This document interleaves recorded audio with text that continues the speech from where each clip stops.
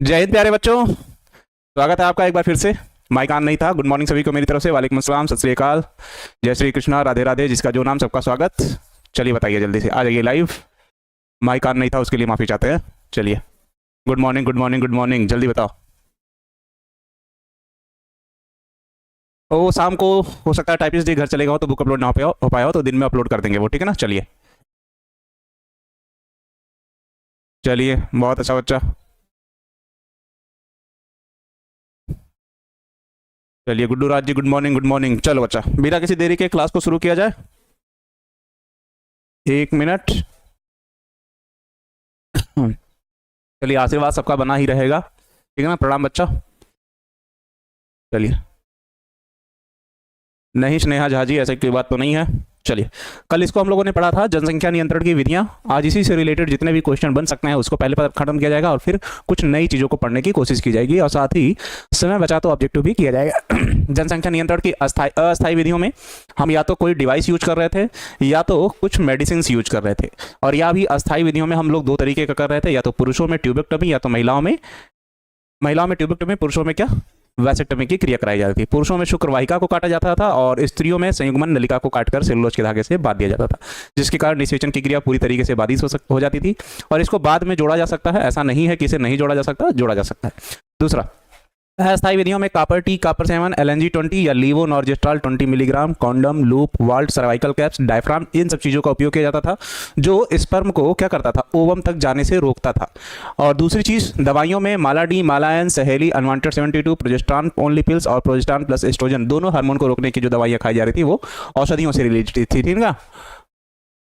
मानव genome परियोजना नहीं पढ़ाइएगा, बिल्कुल पढ़ोगे ब्यूटी कुमारी जी। मानव जीनोम परियोजना में 37,569 जीन ऐसे हैं जो हमारे शरीर में कार्यरत थे, 27,569, जिसमें से 30,000 जीन सक्रिय होते हैं जिनके कार्यों का निर्धारण पूरे का नहीं किया जा सकता। सबसे बड़ा जीनोम जो होता है हमारे डीएनए में होता है, सबसे छोटा जीनोम 512 मेगा बेस पेयर का होता है जो हमारे आरएनए में होता है या राइबोसोम होता है, ठीक है ना। चलो, वो सब पढ़ना है पर उसको लेकर अभी परेशान मत रहिएगा, ठीक है ना। मानव जीनोम परियोजना इसमें नहीं है, मानव जीनोम परियोजना जेनेटिक्स वाले चैप्टर में आएगा। चलिए चलिए बच्चा, कोई बात नहीं बच्चा, लेट हो गया आज तो कन्हैया कुमार जी। चलो, अब इससे रिलेटेड जो भी क्वेश्चन बनेंगे उसकी देखने की पहले बात करते हैं, उसके बाद फिर आगे बढ़ा जाएगा, ठीक है ना। चलिए, चलो अगला लिखा है, प्रोजेस्टेरॉन एस्ट्रोजन मिश्रण का गर्भ निरोधक उपाय के रूप में क्या उपयोग किया जाता है। इस वाले हिस्से का प्रोजेस्टेरॉन और एस्ट्रोजन की बात कर रहे हैं, मतलब ये वाला हिस्सा किस में आ रहा है, दवाइयों में। लिखा है, स्त्रियों द्वारा गर्भ निरोधक गोलियां खाकर अंडोत्सर्ग, इस बात का भी विशेष ध्यान रखना, किसको रोका जाता है, अंडोत्सर्ग को। किसको रोका जाता है, तो अंडोत्सर्ग को, इस बात का भी विशेष ध्यान रखिएगा। अंडोत्सर्ग तथा रोपण को रोका जाता है, मतलब इम्प्लांटेशन को रोका जाता है। इन गोलियों में प्रोजेस्टेरॉन की अधिक मात्रा तथा एस्ट्रोजन की अल्प मात्रा होती है। इन हार्मोन के कारण फ्यूज ग्रंथि से FSH और LH फॉलिकल स्टिमुलेटिंग हार्मोन और ल्यूटिनाइजिंग हार्मोन का स्रावण क्या होता है, कम हो जाता है, जिससे क्या होता है, अंडोत्सर्ग क्या होता है, निष्क्रिय हो जाता है। तो अगर पूछेगा प्रोजेस्टेरॉन और एस्ट्रोजन से संबंधित जितनी भी औषधियां प्रयोग की जाती हैं गर्भ निरोधक के रूप में, वो कौन सा कार्य करती हैं, तो अंडोत्सर्ग और रोपण की क्रिया को रोक देती हैं। क्यों रोक देती हैं, क्योंकि उनसे फॉलिकल स्टिमुलेटिंग हार्मोन तथा ल्यूटिनाइजिंग हार्मोन का स्रावण बहुत कम हो जाता है। ये बात क्लियर हो जाएगी। सर रिकॉर्ड क्लास है क्या, बाप रे गुड़िया यादव, सुबह सुबह का पहला इल्जाम। चलो, अगला लिखा है, गर्भ निरोधक क्या है, मनुष्य के लिए 2 गर्भ निरोधक उपायों का उल्लेख कीजिए। लिखा है, परिवार नियोजन के अंतर्गत अपनाई गई विधियां जो शुक्राणु और अंडाणु से मिलने में बाधा उत्पन्न करने के निषेचन की क्रिया को होने नहीं देती हैं, उन्हें गर्भ निरोधक कहते हैं। किसे, निषेचन की क्रिया को होने नहीं दिया जाए तो उस क्रिया को हम क्या कहोगे, गर्भ निरोधक कहोगे, पहली लाइन। दूसरा, गर्भ निरोधक के लिए विभिन्न युक्तियों का प्रयोग किया जाता है, जैसा कापर टी। कापर टी का काम क्या है, कापर टी का काम क्या है, ये गर्भाशय युक्त इंट्रा यूटेराइन डिवाइस है या यंत्र है, क्योंकि इसको यंत्र वाले में ही लिखे हो, ठीक है ना, यंत्र वाले में लिखे हो, इस बात का ध्यान रखना, ठीक है ना। रिवीजन कितने बजे तक अपलोड हो जाएगा, अच्छा जैसे ही टाइपिस्ट लोग अपने ड्यूटी टाइम पे आएंगे उनसे अपलोड करवा लिया जाएगा, ठीक है ना। वैसे नाम लेने के लिए बोलती है, अच्छा रिया कुमारी, ठीक है ना। गर्भाशय में लगवाकर स्त्रियां लंबे समय तक गर्भ धारण से अपने आप को बचा सकती है। लंबे समय कहने का मतलब हमेशा के लिए नहीं, 6 महीने 3 महीने के लिए कार्यरत होता है। या गर्भ निरोधक गोलियां खाएं, आजकल ऐसी गोलियां उपलब्ध हैं जिनके सेवन से अंडोत्सर्ग नहीं होता है, जिनके सेवन से क्या नहीं होता है, अंडोत्सर्ग नहीं होता है। गर्भाशय की संभावनाएं समाप्त हो जाती हैं, जिससे स्त्रियों के अनेक प्रकार के गर्भ निरोधक गोलियां उपलब्ध हैं, जैसे माला डी, माला एन, पल्स, ये सब चीज़ें, ठीक है ना। चलो, ये पहले हो गया। चलो अगला क्या है, intra uterine device. Intra uterine device मतलब गर्भाशय में निषेचन की क्रिया को रोकने के लिए कौन कौन से यंत्र उपयोग किए जाते हैं, तो इन सब के बारे में लिखना है, ठीक, लिखने का तरीका बस बदल जाएगा, क्वेश्चन पूछने का लिखने का तरीका वही रहेगा हमेशा। लिखा है इंट्रा यूटेराइन डिवाइस या अंतः गर्भाशयी यंत्र, यह छोटा कुंडली नुमक यंत्र होता है जो तांबे या प्लास्टिक या स्टील का बना होता है। यह गर्भधारण को रोकने के लिए चिकित्सक द्वारा, नर्स द्वारा स्त्री के गर्भाशय गुहा में स्थापित किया जाता है। वर्तमान में विभिन्न प्रकार के इंट्रा यूटेराइन डिवाइसेस प्रचलित हैं जो निम्नलिखित है। पहला क्या है, तांबे के मोचन का इंट्रा यूटेराइन डिवाइस। इसमें क्या लगा रहता है, कॉपर टी आकृति का होता है, लूप के रूप में होता है, कॉपर आयन उससे निकलते रहते हैं, ये आयन है, एक मिनट, इससे हमेशा क्या निकलते रहते हैं, कॉपर आयन निकलते रहते हैं। और कॉपर आयन क्या करते हैं, शुक्राणुओं के भक्षण की क्रिया को बढ़ा देते हैं तथा शुक्राणु की गतिशीलता को कम करके उनकी निषेचन की क्षमता को क्या करते हैं, निषेचन की क्षमता को घटा देते हैं। वर्तमान में अलग अलग समय अवधि वाले कॉपर टी प्रचलित हैं, जो copper T, copper 7, multi loaded 375 आदि हैं। तो ये एक प्रकार के डिवाइस हैं जो महिला के यूट्रस या गर्भाशय में लगाए जाते हैं। इसके बारे में भी कल हम लोगों ने पूरा अच्छे से डिस्कस कर लिया जाए, ठीक है ना। ठीक है गुरुजी, नमस्कार नमस्कार। इतना कैसे याद रखें, हे भगवान, इतना बड़ा देख के डर जा रहा हूँ। इंट्रा यूटेराइन डिवाइस क्या है, जो मादा के गर्भाशय में लगाया जाता है और वो निषेचन की क्रिया को क्या करेगा, रोक देगा। ऐसे याद रख लो, इतना इसको बना के लिख सकते हो। दूसरा, कॉपर टी, कॉपर 7, LNG20, लीवोनॉर्जेस्ट्रॉल या मल्टी लोडेड 375, इस तरीके के जितने भी डिवाइस होंगे, डिवाइस का काम सिर्फ यही है कि शुक्राणुओं को नष्ट करने का कार्य, भक्षण का कार्य करते हैं, जिसके कारण वो निषेचन की क्रिया को में भाग नहीं लेते हैं। बस इतना सा याद रखो, यही सब तो लिखा है कहानी के तौर पे। जिनसे क्यों भाग लेते हैं, क्यों नहीं ले पाते हैं, क्योंकि उनसे कॉपर आयन रिलीज होता है। बस इतनी सी बात याद रखनी है। कोई लेट नहीं हुआ भाई, अभी वही कल वाली कहानी पे क्वेश्चन जितने बन सकते हैं वही लिखा गया है, ठीक है ना। चलिए अगला क्या है, इंट्रा डिवाइस में लूप होता है, लिप्स लूप, लूप तो लिखे ही थे, एक लूप होता है, इससे भी कॉपर आयन निकलेगा। और हार्मोन्स मोचक, कुछ हार्मोन को स्रावित होने से रोकते हैं, जैसे LNG20, प्रोजेस्टा सर्ट, ये सब चीजें। और तांबे आतंक मोचन से निम्नलिखित कारणों के औषधि रहित इंट्रा अपेक्षा अधिक प्रभावी होता है। क्यों कह रहे, दवाइयां खाने से ज़्यादा लाभदायक है क्या, हम इंट्रा यूटेराइन डिवाइस यूज करें, जिसके कारण हमारे शरीर में इन्फेक्शन होने के चांसेस क्या होते हैं, बढ़ जाते हैं। तो बस इतनी चीज़ें याद रखनी है। ये वाली कहानी कहाँ गई, ये वाली कॉपर टी, कॉपर 7 क्या होता है, इससे कॉपर आयन रिलीज होते हैं जो भक्षण की क्रिया करते हैं, जो शुक्राणुओं को गर्भाशय में जाने के पश्चात निषेचन में नहीं पहुंचने देते हैं। लीवोनॉर्जेस्ट्रॉल, ये भी एक डिवाइस है जिसकी सहायता से क्या करते हो, शुक्राणुओं को स्पर्म अंडाणुओं तक पहुंचने से क्या किया जाता है, रोका जाता है। कॉन्डम तो बाहर से जाहिर सी बात है, जनरल चीज़ है, सारे लोगों को पता है, मेडिकल स्टोर पर आसानी से मिल जाता है। हाँ, कुछ लोगों को फीमेल कॉन्डम के बारे में नहीं पता था, तो जान लो कि फीमेल कॉन्डम भी आते हैं। लूप प्लास्टिक का बना होता है, स्टील का भी बना सकता है, कॉपर का भी बना सकता है, तांबे का भी बना सकता है। वाल्ट और सर्वाइकल कैप्स फीमेल के लिए है, डायफ्राम फीमेल के लिए है, जो शुक्राणुओं को स्टोर करती है इंसेमिनेशन की क्रिया में। IUD इंट्रा यूटेराइन डिवाइस मतलब जो गर्भाशय के अंदर यंत्र लगाए जाते हैं। चलो कैंसर जब बीमारियां आएगी तब पढ़ा जाएगा बच्चा। अगला, यौन संचारित रोग से आप क्या समझते हैं, ये आप लोगों को पढ़ने के लिए जरूरत है। यौन संचारित रोग, सेंसुअल ट्रांसमिटेड डिजीज, इसको इंग्लिश में लिखा रहता है STDS, इसको पूरा पढ़ा जाता है। सेक्सुअल ट्रांसमिटेड डिजीज मतलब वह कौन कौन से रोग हैं जो लैंगिक संसर्ग के समय एक शरीर से दूसरे शरीर में स्थानांतरित होते हैं, ठीक है ना। कमेंट आ रहा है, प्लीज रिप्लाई में, आर्यन कुमार जी सबका कमेंट आ रहा है, ठीक है ना। चलो नहीं ऐसे नहीं, नॉर्मली लग जाएगा, उसमें कोई बड़ी ऑपरेशन की जरूरत नहीं है इंट्रा यूटेराइन डिवाइस लगवाने के लिए, ठीक है ना। हाँ, एड्स कह रहा है यौन संचारित रोग शरीर के तरल पदार्थ जैसे वीर द्वारा या मैथुन के समय यौन संबंधों द्वारा एक व्यक्ति के शरीर से दूसरे व्यक्ति के शरीर में संचारित होते हैं। एक से अधिक व्यक्तियों के साथ असुरक्षित यौन संबंध बनाने पर इन रोगों को फैलने की संभावना अधिक हो जाती है। इनमें जीवाणु जनित रोग जैसे गोनेरिया, सिफिलिस एवं विषाणु जनित संक्रमण जैसे एड्स सम्मिलित है। तो अगर पूछेगा इसके बारे में कि वह कौन से रोग हैं जो सेक्सुअल ट्रांसमिटेड डिजीज या लैंगिक संसर्ग के कारण एक शरीर से दूसरे शरीर में स्थानांतरित होते हैं, तो एक हो जाएगा गोनेरिया, एक हो जाएगा सिफिलिस और एक हो जाएगा एड्स। ये सब जनरल जानकारियां हैं, इसको ऑब्जेक्टिव के तौर पे भी याद रखें। Acquired immuno deficiency syndrome AIDS का फुल फॉर्म है, और जो जिस वायरस के कारण होता है उसे HIV कहते हो, जिसे ह्यूमन इम्यूनो डिफिशियंसी वायरस कहते हैं। क्या कहते हो, लिख देते हैं यहीं पे, ह्यूमन इम्यूनो डिफिशियंसी वायरस, ये HIV वायरस का फुल फॉर्म है, जिसके संक्रमण से क्या होता है बच्चा, एड्स नामक रोग होता है। इस बात का भी विशेष ध्यान रखिएगा, इसके संक्रमण से क्या होता है, एड्स नामक रोग होता है। चलो हाँ, चलिए बच्चा, रिवीजन का टाइम नहीं मिलता है, क्या करें सर, बच्चा 24 घंटा सबके पास है तो 24 घंटा आपके पास भी होगा।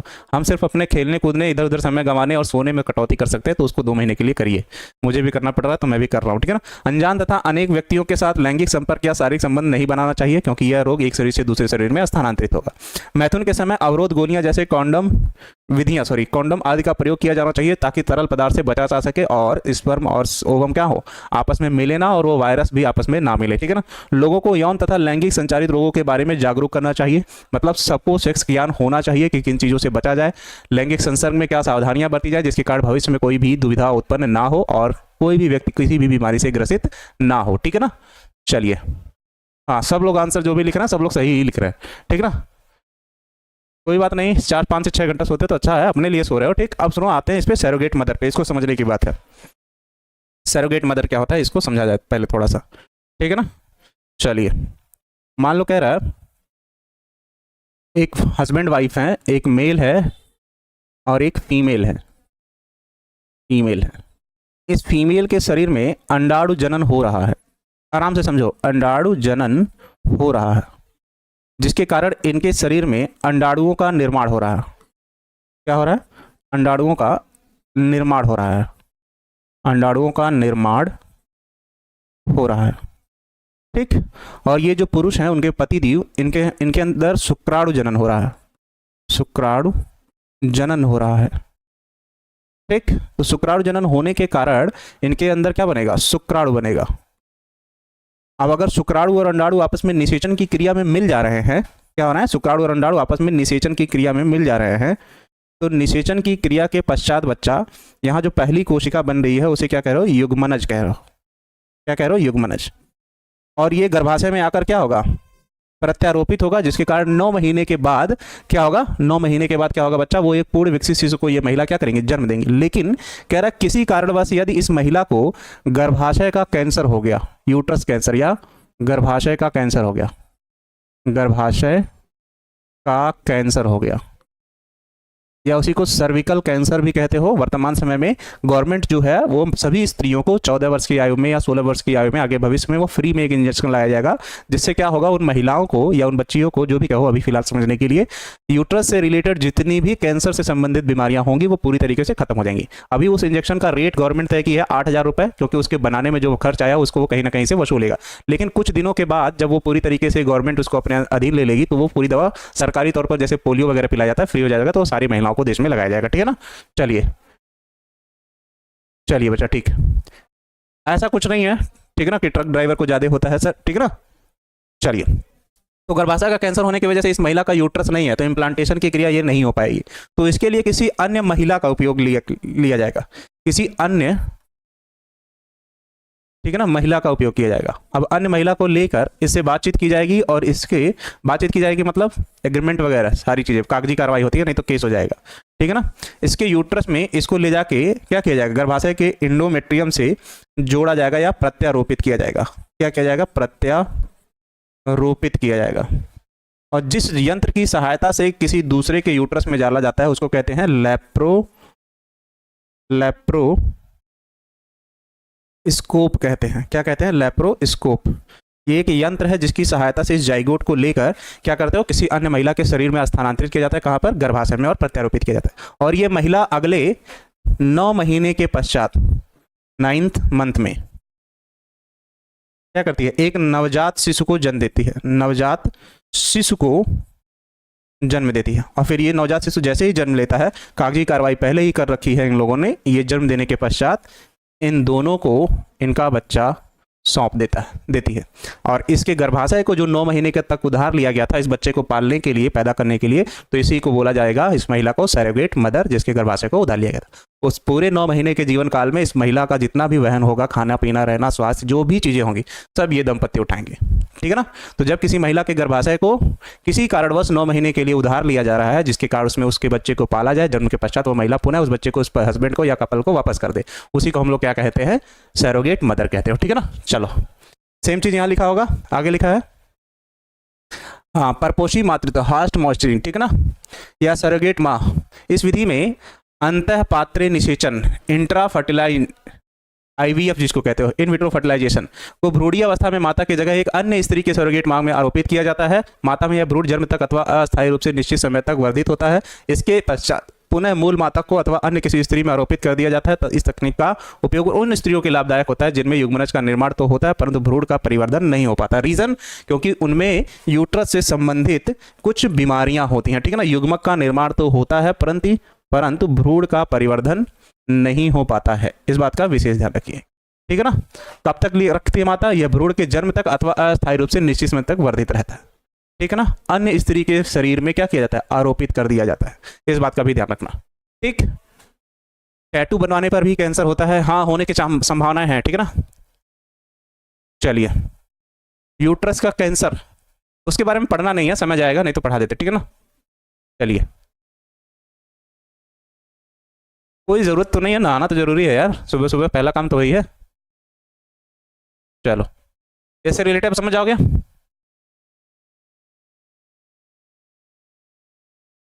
क्वेश्चन आंसर के लिए प्रीतम यादव जी तो पीडीएफ देना ही पड़ेगा ना आपको।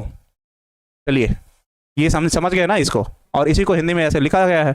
चलो, अगला कह रहा है कि मनुष्यों में, ये क्या आ गया, चलो उसको तो बाद में बात कर लिया जाएगा, टेस्ट ट्यूब बेबी पे आते हैं, ठीक है ना।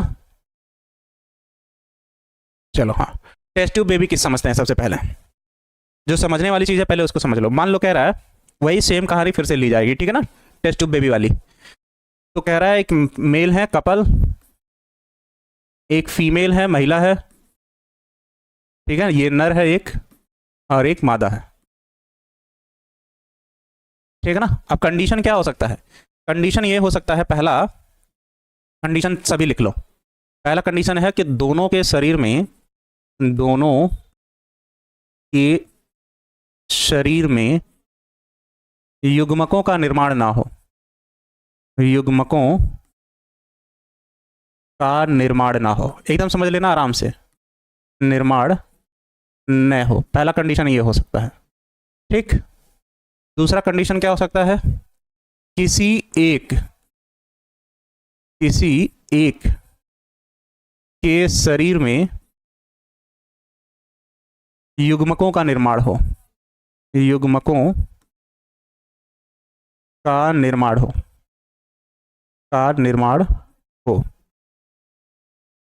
ठीक है ना। और तीसरा कंडीशन क्या हो सकता है? दोनों के शरीर में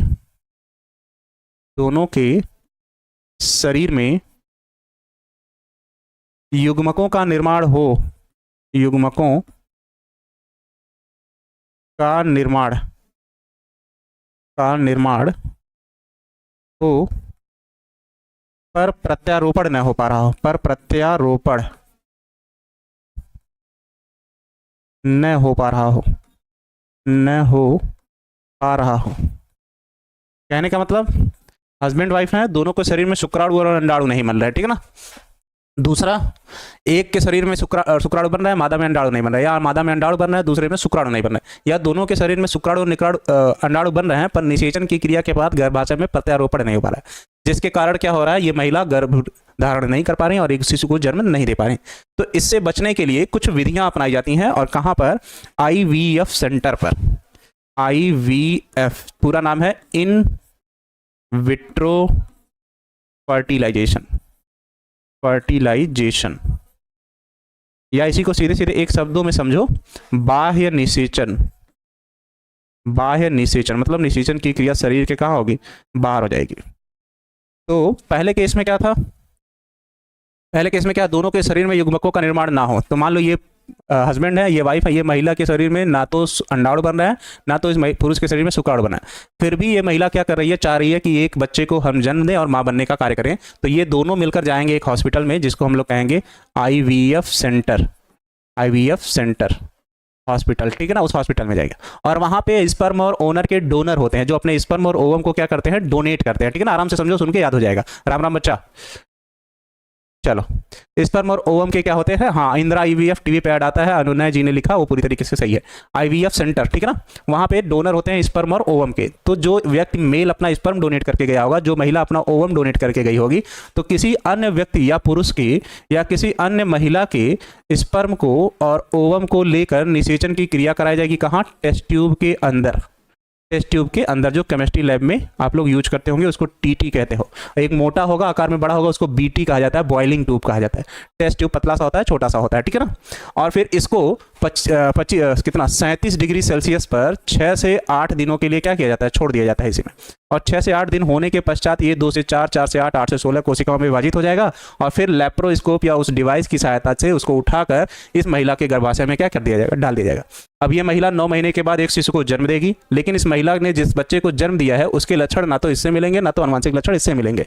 उसके लक्षण अगर मिलेंगे तो किससे, जो लोग अपना स्पर्म और ओवम डोनेट करके गए होंगे, पर उस बच्चे पर इन दोनों का कोई हक नहीं है, क्योंकि इन दोनों को पता ही नहीं होगा कि इनका स्पर्म या इनका ओवम किस महिला के गर्भाशय या यूट्रस में डाला गया। और कानूनी तौर पर उस बच्चे के माता पिता ये दोनों होंगे। बात समझ में आ गई? बताओ। होता है बच्चा शुभम शर्मा जी, इस पे एक मूवी भी बनी है, विक्की डोनर, आप लोग देखिएगा जाके। बताइए रिंकी कुमारी जी, इसको आप आराम से समझिए, आपके लिए अगर जरूरी है तो। वंस अगेन, मैं, मेरी वाइफ, ठीक है ना, बच्चे नहीं हो रहे हैं तो हम किस जगह जाएंगे, आईवीएफ सेंटर हॉस्पिटल पे। वहां पे कोई अपना स्पर्म अपना ओवम डोनेट करके गया होगा, वो अस्पताल वाला टेस्ट ट्यूब में क्या करेगा, निषेचन करा के जाइगोट बनाएगा और 6 से 8 दिनों तक वैसे ही टेस्ट ट्यूब में छोड़ देगा। फिर वो कोशिकाएं विभाजित होंगी 2 से 4, 4 से 8, 8 से 16 और 16 से 32 जैसे भी कहो, और फिर लेप्रोस्कोप की सहायता से उसको उठाकर इस महिला के यूट्रस या गर्भाशय में क्या कर दिया जाएगा, डाल दिया जाएगा, जिससे वो महिला गर्भधारण कर लेगी और एक बच्चे को 9 महीने के बाद जन्म देगी, ठीक है ना। और इसी क्रिया को हम लोग क्या कहते हैं, टेस्ट ट्यूब बेबी कहते हो। क्लियर है? बताओ, अगर ये टॉपिक क्लियर है अच्छे से तो बताओ एक बार। यस गुरुजी, हाँ ऐसा भी होता है। तो वही चीज यहाँ पे लिखा है, ठीक है ना, जो अभी हम बोले हैं। लिखा यह तकनीक उन दंपतियों में प्रयुक्त की जाती है जिनमें या तो स्त्री में गर्भ नहीं ठहरता है या तो सक्रिय अंडाणु अनुपस्थित होते हैं। क्या चीज? जिनमें या तो स्त्री में गर्भ नहीं ठहरता है या तो अंडाणु अनुपस्थित होते हैं, या पुरुषों में वीर्य में शुक्राणु की संख्या में क्या होती है, कमी होती है। किसी के शरीर में भी दिक्कतें हो सकती हैं, महिला या पुरुष में, जरूरी नहीं है केवल महिलाओं के शरीर में, ठीक है ना। फिर लिखा है इस तकनीक में सहायक जनन प्रौद्योगिकी की सहायता से स्त्री दाता, मतलब जो अपना डोनेट कर रही हो अब, के अंडाणु को पुरुष दाता, जो पुरुष अपना शुक्राणु डोनेट कर रहा है, कि मादा के शरीर के बाहर प्रयोगशाला में कृत्रिम रूप से निषेचित किया जाता है। कहां पर? प्रयोगशाला में कृत्रिम रूप से निषेचित किया जाता है, वहीं टेस्ट ट्यूब में, ठीक है ना। इस प्रक्रिया को अंतःपार्थिव निषेचन या इन विट्रो फर्टिलाइजेशन या बाह्य निषेचन कहते हैं। क्या कहते हो? बाह्य निषेचन कहते हैं। इसके पश्चात 4 कोशिका भ्रूण को फैलोपियन नलिका में स्थानांतरित कर दिया जाता है, जिससे युग्मनज अंतः फैलोपियन स्थानांतरण या जाइगोट कहते हैं। अभी इसको समझा देते हैं अलग से, ठीक है ना। और अगर 8 कोशिकाओं की अवस्था से अधिक विकसित भ्रूण को क्या करते हो, गर्भाशय में डालते हो, तो इस गर्भाशय की क्रिया को हम लोग क्या कहते हैं, स्थानांतरित कहते हैं, जिससे इंट्रा यूटेराइन ट्रांसफर कहते हो, गर्भाशय में उन कोशिकाओं को डालने की क्रिया कहते हैं। और इस क्रिया के पूर्ण होने के पश्चात जो शिशु पैदा होता है उस प्रकार के शिशु को टेस्ट ट्यूब बेबी कहते हो या परखनली शिशु कहते हो। जो कहानी अभी हम बोले हैं वही कहानी बस इसमें लिखी गई है। चलो बताओ, दिक्कत क्या होती है? बहुत सारी दिक्कत हो सकते हैं, ठीक है ना। हार्मोनल डिसऑर्डर भी हो सकता है, यूट्रस के कैंसर से भी रिलेटेड हो सकता है, या भी कह रहा है कि दैनिक दिनचर्या खराब होगी, रहन सहन खराब होगा, खाना ठीक से नहीं खा रहे होंगे, तो ये सारा इफेक्ट पड़ता है शुक्राणुओं की संख्या पर, अंडाणुओं की संख्या पर, ठीक है। बिल्कुल हो सकता है, मानती जी, ऐसी कोई बात नहीं है, बस सावधानियां बरतने की बात है, ठीक। चलिए, आईवीएफ सेंटर मुकेश कुमार हर जगह हर जिले में होता है, ठीक। टेस्ट ट्यूब बेबी सेंटर लिखा होता है उस पर, तो कंपनी इंदिरा है तो इसलिए वो अपना नाम रखा है, ठीक है, ठीक। हाँ देखो, ये फिक्स नहीं है कि लड़का होगा कि लड़की, ये फिक्स नहीं है, ठीक है ना, ये फिक्स नहीं है, ठीक है ना, कि लड़का होगा कि लड़की। कहाँ गया? यहीं कहीं पढ़े थे हम भी, ठीक है ना। ये फिक्स नहीं होगा कि लड़का होगा कि लड़की, इस बात का ध्यान रखना।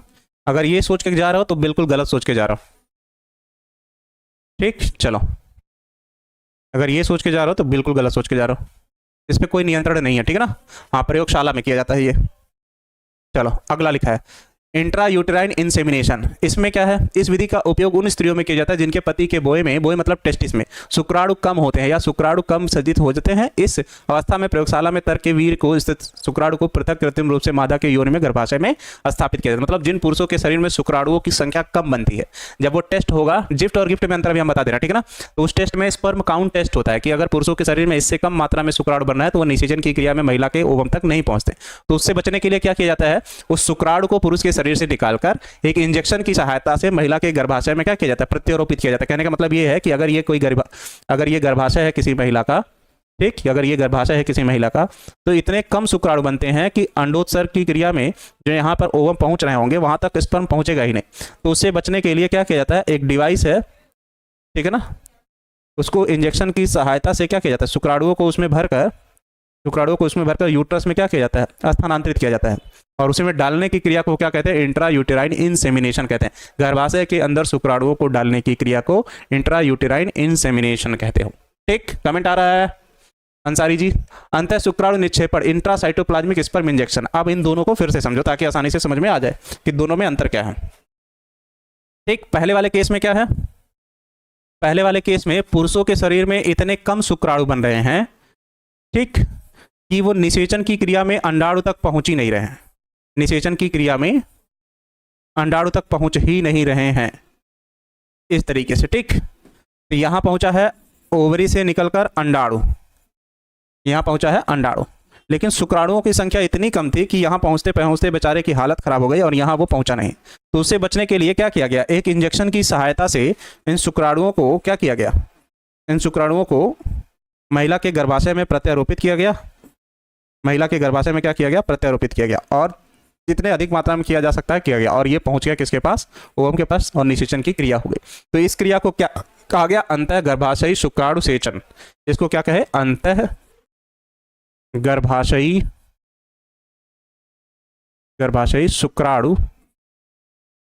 शुक्राणु सेचन कहा गया इसे।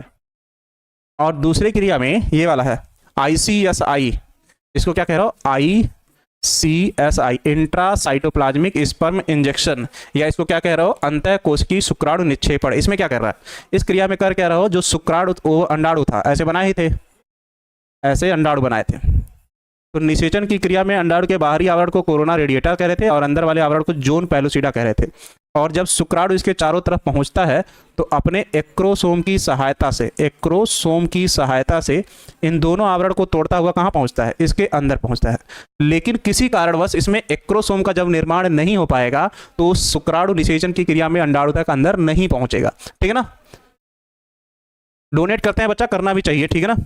जिसके कारण क्या किया जाता है, एक इंजेक्शन की सहायता से, इसमें भी सीधे इसमें अंडाणु के अंदर एक इंजेक्शन की सहायता से क्या कर रहा है, एक इंजेक्शन की सहायता से इस शुक्राणु को क्या किया जाएगा, इस इंजेक्शन में डाला जाएगा, और उस इंजेक्शन की सहायता से शुक्राणु को सीधे प्रवेश कराया जाएगा किसके अंदर, अंडाणु के अंदर। ऐसे फर्टिलाइजेशन प्राकृतिक रूप से नहीं होगा, लैब में कराया जाएगा यही काम। तो इसी क्रिया को कहोगे इंट्रा मतलब अंदर, साइटो मतलब कोशिका द्रव्य में, किसके, अंडाणु के, स्पर्म मतलब शुक्राणु, और आई का मतलब इंजेक्शन, इंजेक्शन की सहायता से शुक्राणु को अंडाणु के कोशिका द्रव्य में प्रवेश कराने की क्रिया को इंट्रासाइटोप्लाज्मिक स्पर्म इंजेक्शन या अंतः कोशिकीय शुक्राणु निक्षेपण कहते हैं। यह क्रिया कब की जाती है, जब शुक्राणु निषेचन की क्रिया में प्रवेश नहीं कर पाता है। ठीक है ना। चलो सर, हम कल से ही मैसेज कर रहे हैं, आप 20+ मैसेज किए होंगे तब आप जवाब दिए हैं। ठीक है, अंसारी जी आपका मैसेज देखे नहीं होंगे, माफी चाहते हैं उसके लिए। ठीक, इसका क्या इलाज है सर, इसका इलाज सिर्फ यही है कि शुक्राणुओं की संख्या में वृद्धि की जाए, जिससे हम अपने खान पान पर, दैनिक दिनचर्या पर, इन सब बातों पर विशेष ध्यान दें। ठीक है ना, सोने का टाइम, जगने का टाइम, इन सब चीजों को आराम से खाओ, हेल्दी भोजन खाओ, इन सब चीजों पे। ठीक है ना। चलो सैफ जी, नहीं फिलहाल तो मौका नहीं मिला। ठीक, मानती जी ये पूरी तरीके से गलत है, उस समय नहीं होगा। ठीक है ना। हाँ, सीमेंट गाय और भैंस में बढ़ता है और सीमेंट में ही शुक्राणु पाए जाते हैं। ठीक है ना। तो कल पढ़ाए थे आप लोगों को हम, जब पुरुषों में नसबंदी हो जाएगी तो वीर्य तो बाहर निकलेगा पर उसमें शुक्राणु नहीं होगा। एड्स दिवस 1 दिसंबर को मनाया जाता है। मोहम्मद अमानत जी आता तो है, चलिए, यस सर, चलो अब समझ लोगे। एक है, अब यहां दो चीजें समझो पहले, नहीं तो कंफ्यूजन होगा। सुनो, एक है जिफ्ट, GIFT, और एक है ये ZIFT। यहां Z का मतलब है जाइगोट, I का मतलब है इंट्रा, F का मतलब है फैलोपियन, और T का मतलब है ट्रांसफर। ठीक, यहां G का मतलब है गैमीट्स, I का मतलब है इंट्रा, F का मतलब है फैलोपियन, और T का मतलब है ट्रांसफर। T का मतलब है ट्रांसफर। यहां गैमीट्स, यहां सिर्फ एक लाइन लिख लो। एक लाइन क्या लिखोगे, जब स्त्रियों के शरीर में, यहां लिखा भी होगा गैमेट्स ऑनलाइन। इस विधि का उन स्त्रियों में किया जाता है जिनमें अंडाणु नहीं बनते हैं, उन स्त्रियों में किया जाता है जिनमें अंडाणु नहीं बनते हैं। जब स्त्रियों के शरीर में अंडाणु नहीं बनते हैं अंडाणु नहीं बनते हैं। और यहां लिख लो, जब निषेचन की क्रिया में बाधा उत्पन्न होती है, जब निषेचन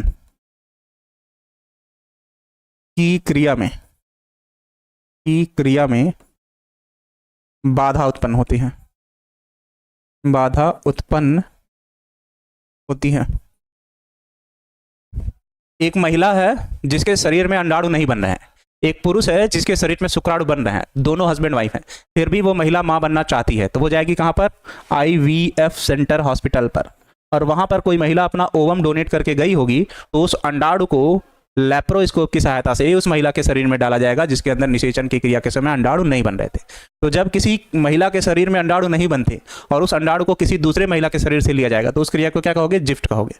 लेकिन जब किसी महिला के शरीर में शुक्राणु और अंडाणु, शुक्राणु पुरुषों में, अंडाणु स्त्रियों में बन रहे, बस निषेचन की क्रिया किसी कारणवश नहीं हो पा रही है। क्या नहीं हो पा रहा है? निषेचन। तो उसको कहाँ कराया जाएगा? टेस्ट ट्यूब बेबी में कराया जाएगा। कहाँ पर? टेस्ट ट्यूब में। और टेस्ट ट्यूब में कराने के बाद लेप्रोस्कोप की सहायता से गर्भाशय में महिला के क्या किया जाएगा? डाल दिया जाएगा। और इस क्रिया को हम क्या कहेंगे? जाइगोट इंट्राफैलोपियन ट्रांसफर कहोगे, क्योंकि निषेचन शरीर के बाहर कराया जाएगा। चलो बताओ, दोनों चीज क्लियर हो जाएगा कि नहीं? बताओ, दोनों क्लियर हो जाएगा कि नहीं?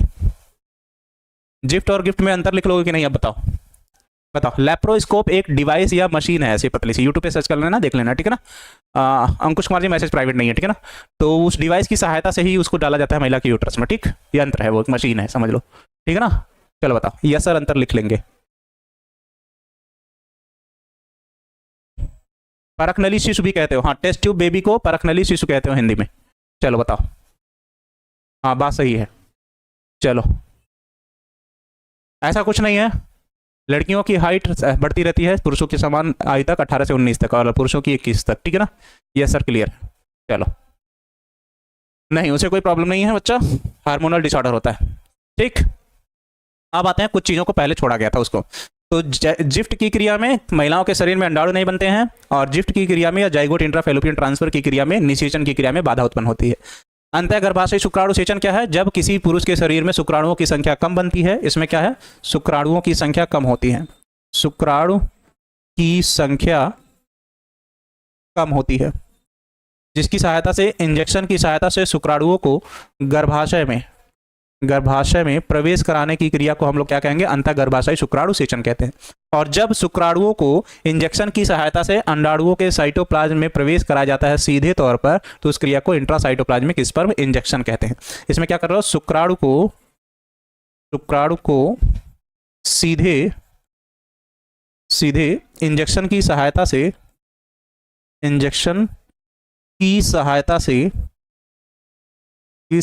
से अंडाणुओं में प्रवेश कराया जाता है, अंडाणु में प्रवेश कराया जाता है, प्रवेश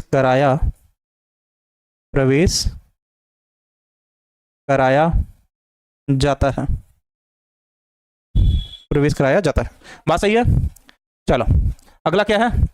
ये उसी की थियरी है, इन विट्रो फर्टिलाइजेशन, निषेचन की क्रिया शरीर के बाहर, नर और मादा में, जो यही समझा रहे थे, ठीक। अगला क्या है? Test tube baby. Same test tube में जब यहीं पर निषेचन की क्रिया करा रहा हो तो इसे टेस्ट ट्यूब बेबी और परखनली शिशु कहते हो, बात वही है, ठीक है ना। आगे फिर क्या है? अब आते हैं इस पे जो अभी समझना है।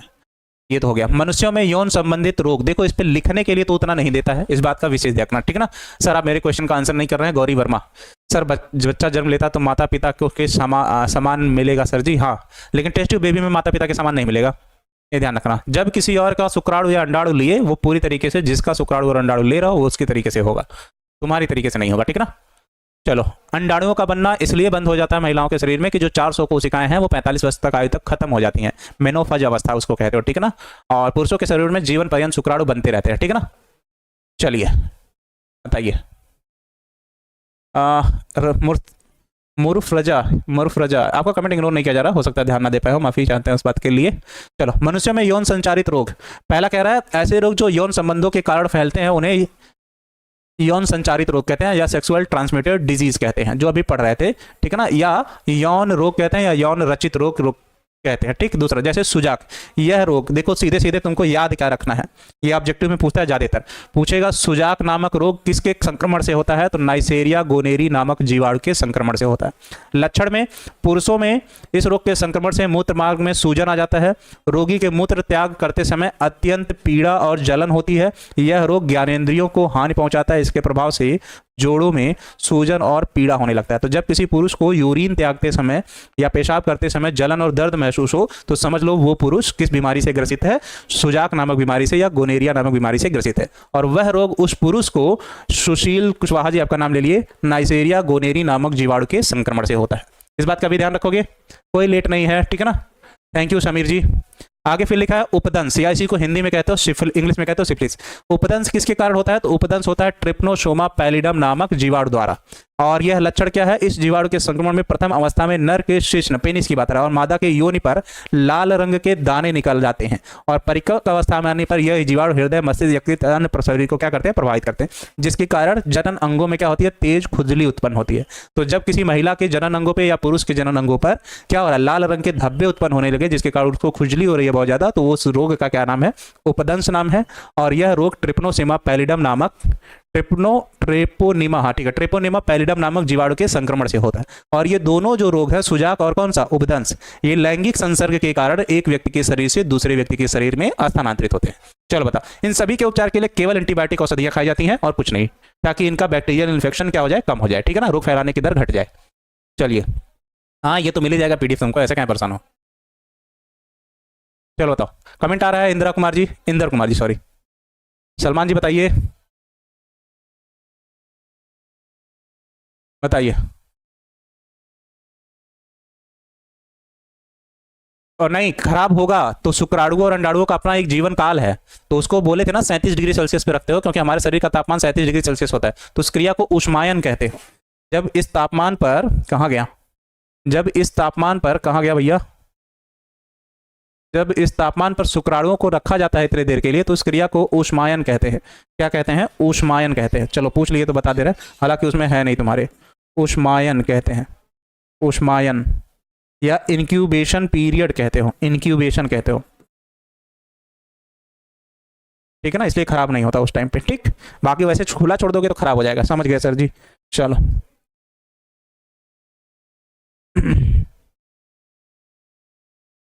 ठीक, अगला, अगला लिखा है हर्पिस जेनाइटल, जनन अंगों का हर्पिस जेनाइटल, यह रोग सिंप्लेक्स विषाणु द्वारा फैलता है।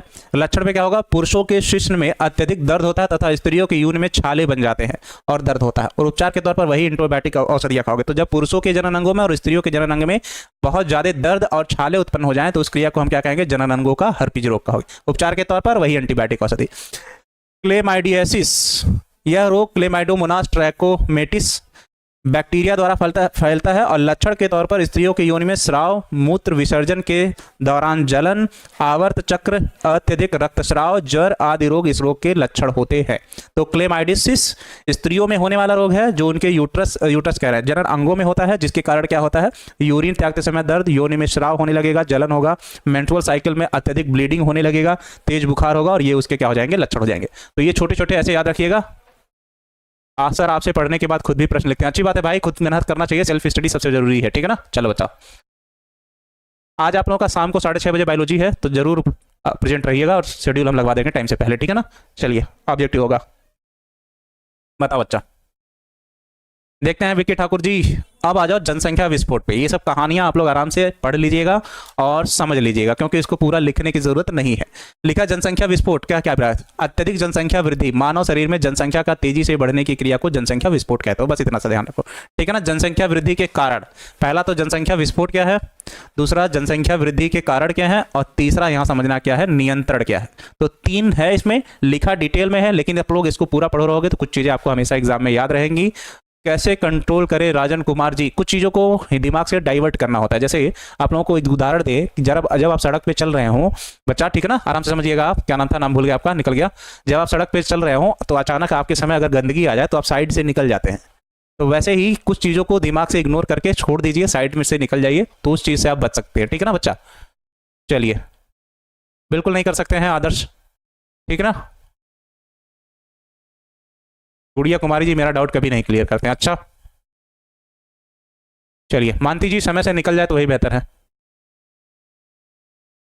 चलो, इसमें कह रहा है कि जनसंख्या विस्फोट प्रायः मृत्यु दर में कमी और कभी कभी जन्म दर में तीव्र वृद्धि के कारण व्यक्ति कम मर रहे हो और पैदावार ज्यादा हो, मतलब death rate slow, birth rate ज्यादा, तो जिसके कारण क्या होगा, जनसंख्या आकस्मिक तीव्र गति से बढ़ जाती है, जिसे क्या कहते हैं, जनसंख्या विस्फोट कहते हैं। तो अगर कह रहा है कि जो डेथ रेट है, मरने की संख्या कम हो गई, जो बर्थ रेट है वो बढ़ गए, तो इसके कारण क्या बढ़ेगा, पॉपुलेशन। क्या बढ़ेगा, पॉपुलेशन बढ़ेगा, जनसंख्या बढ़ेगी, ठीक है ना, जनसंख्या बढ़ जाएगी, ठीक है, जनसंख्या क्या होगी, बढ़ जाएगी। डेथ रेट, मरने वाले कम, पैदा होने वाले ज्यादा, बर्थ रेट ज्यादा, तो इसके कारण क्या बढ़ेगी, जनसंख्या। एड्स दिवस 1 दिसंबर को मनाया जाता है। फिर आगे फिर क्या लिखा है, जनसंख्या में तीव्र गति से होने वाली यह वृद्धि उस समय विशेष जलवायु, सामाजिक एवं आर्थिक स्थिति, उत्पन्न स्वास्थ्य एवं खाद्य पदार्थों की उपलब्धता पर निर्भर करती है और जनसंख्या वृद्धि निम्नलिखित कारणों द्वारा होता है। पहला क्या है, निम्न सामाजिक स्तर। हमारे देश में जनता का यह रहन सहन स्तर साधारण है। ग्रामीण क्षेत्रों में रहने वाले अधिकांश जनता निर्धन है, जो इस बात में यकीन करते हैं कि यदि अधिक बच्चे होंगे तो वे काम करके अधिक धन कमाएंगे और अतः गरीब परिवार के लोग जनसंख्या वृद्धि पर ध्यान नहीं देते हैं। तो जो गरीब परिवार है उनको लगता है कि अगर ज्यादा बच्चे होंगे तो ज्यादा कमा के लाएंगे तो हमारे घर धन की अर्जन ज्यादा होगा, पर वो ये नहीं सोच पाते कि ज्यादा बच्चे हैं तो उनको रहने के लिए घर, खाने के लिए भोजन, ये सब चीज हम सही मात्रा में उपलब्ध नहीं करा पाएंगे, जिसके कारण वो क्या होते हैं, सही से अपना जीवन व्यतीत नहीं कर पाते। तो पहला क्या हो जाएगा, हेपेटाइटिस बी क्या होता है, यकृत से संबंधित बीमारियों को कहते हैं, वो जनन अंगों से संबंधित नहीं है, वो जब किसी व्यक्ति का रक्त आदान प्रदान किया जाता है तो उस समय हो जाता है, ठीक है ना। निरक्षरता, जनसंख्या वृद्धि का मुख्य कारण निरक्षरता है, क्योंकि हमारे देश की एक बड़ी जनसंख्या निरक्षर है, मतलब पढ़ी लिखी नहीं है, जिससे परिवार नियोजन के लाभ एवं हानियों के उपयोग में जानकारी नहीं होती है। इस कारण अज्ञानतावश संतान उत्पन्न होती रहती है, मतलब शिक्षित नहीं है तो उनको पता नहीं है कि कैसे परिवार नियोजन किया जाए। 2 बच्चे होंगे तो उनका रहन सहन, देख रेख, पढ़ाई लिखाई सब नियंत्रित किया जा सकता है, तो उस बात पे बच्चे ध्यान परिवार नहीं दे पाता है, ठीक। अगला क्वेश्चन, सामाजिक रीति रिवाज। अरे बाप रे, ये तो सबसे खराब चीज है। जो परिवार समाज के दबाव में आकर कुछ गलतियां कर रहा है वो कभी सफल नहीं होगा। हमारे देश में पुत्र पुत्री का विवाह एक अनावश्यक सामाजिक कर्तव्य माना जाता है। परिवार में पुत्र कामकाज का भी आवश्यक माना जाता है। यह भी कहा जाता है कि वंश का नाम पुत्र ही चलाता है, अतः पुत्र प्राप्ति की कामना को लेकर लोग कई संतानों को जन्म देते हैं।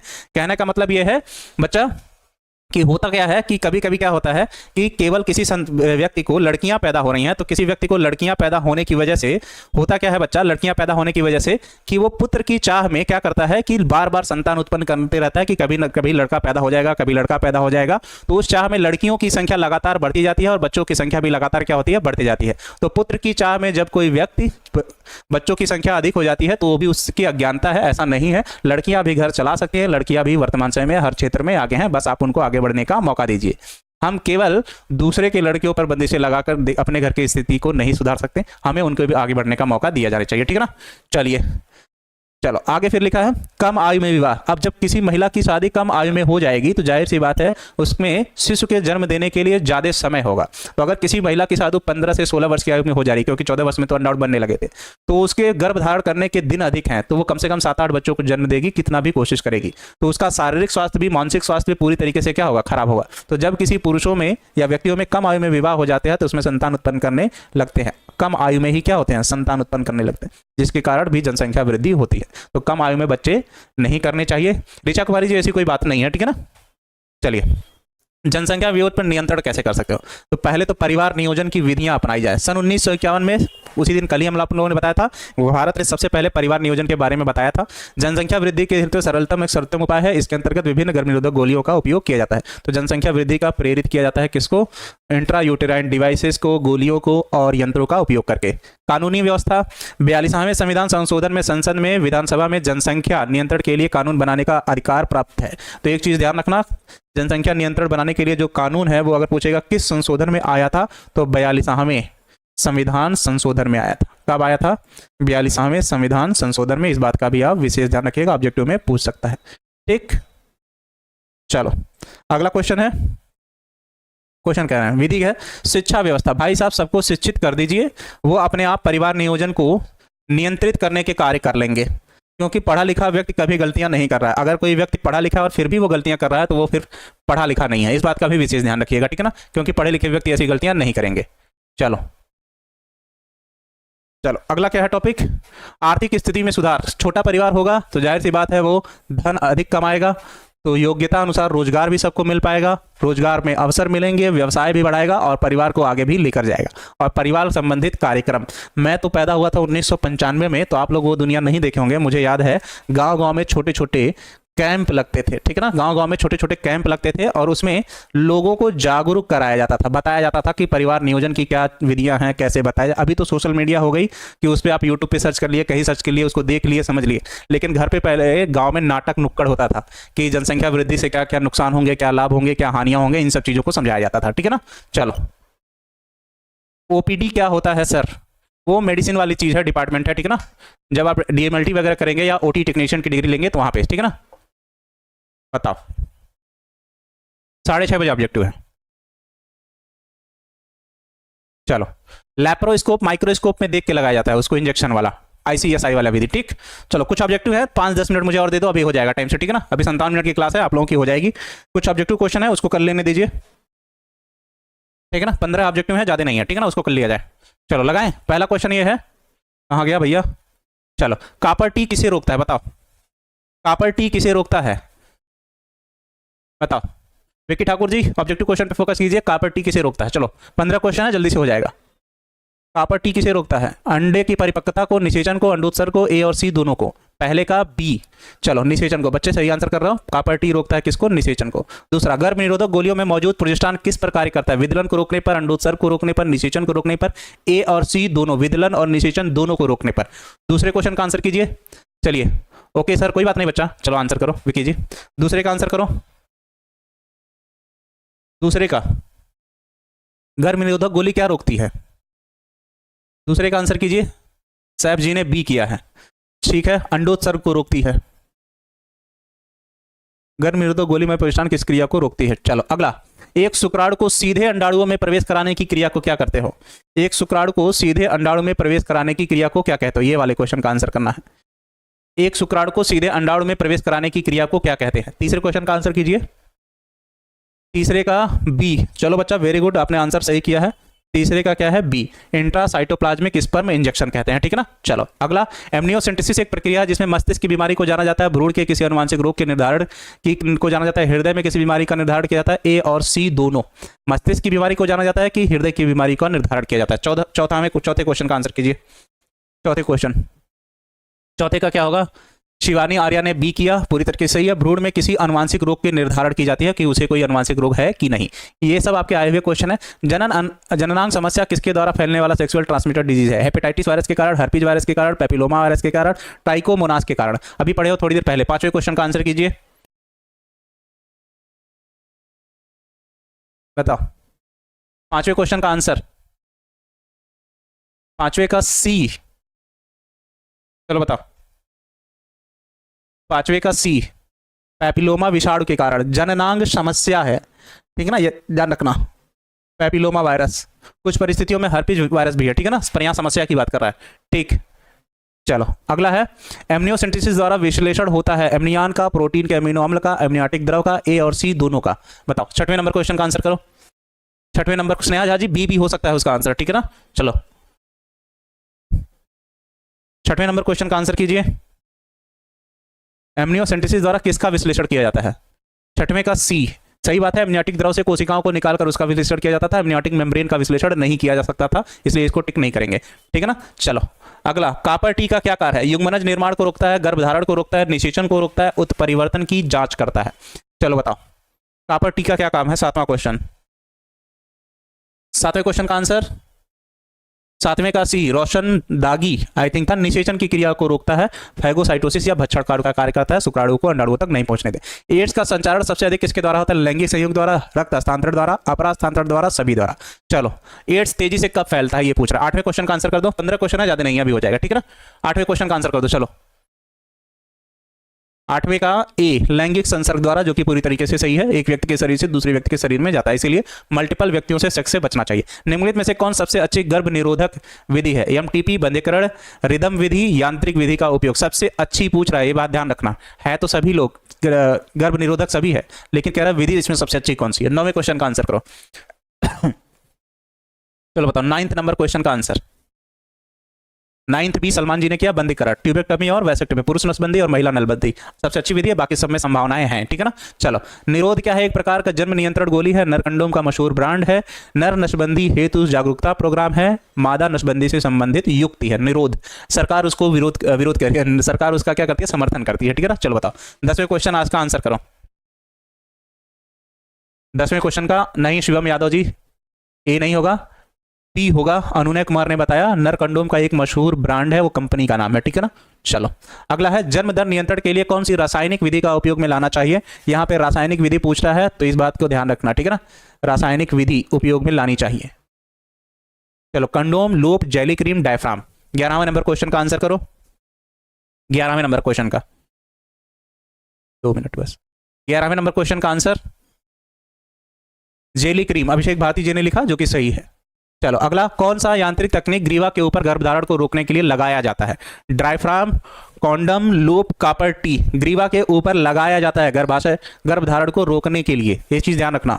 ग्रीवा किसका हिस्सा है? मादा जननांग का, तो तुम यहाँ नर जननांग से संबंधित ऑप्शन को टिक नहीं करोगे, इस चीज का भी विशेष ध्यान रखना।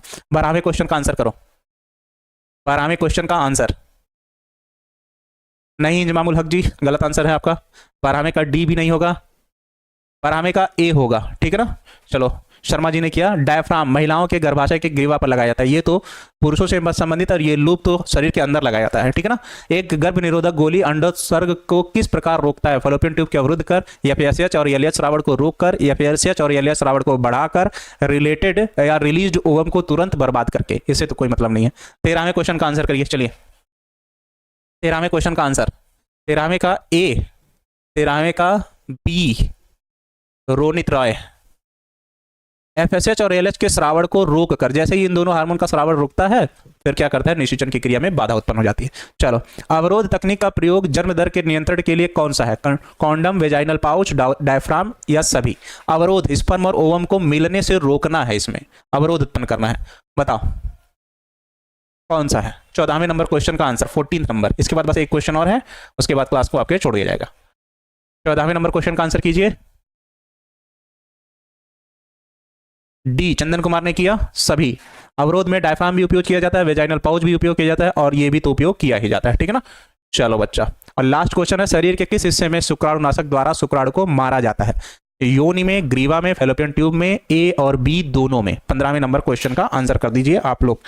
चलिए 15वें नंबर क्वेश्चन का आंसर कीजिए।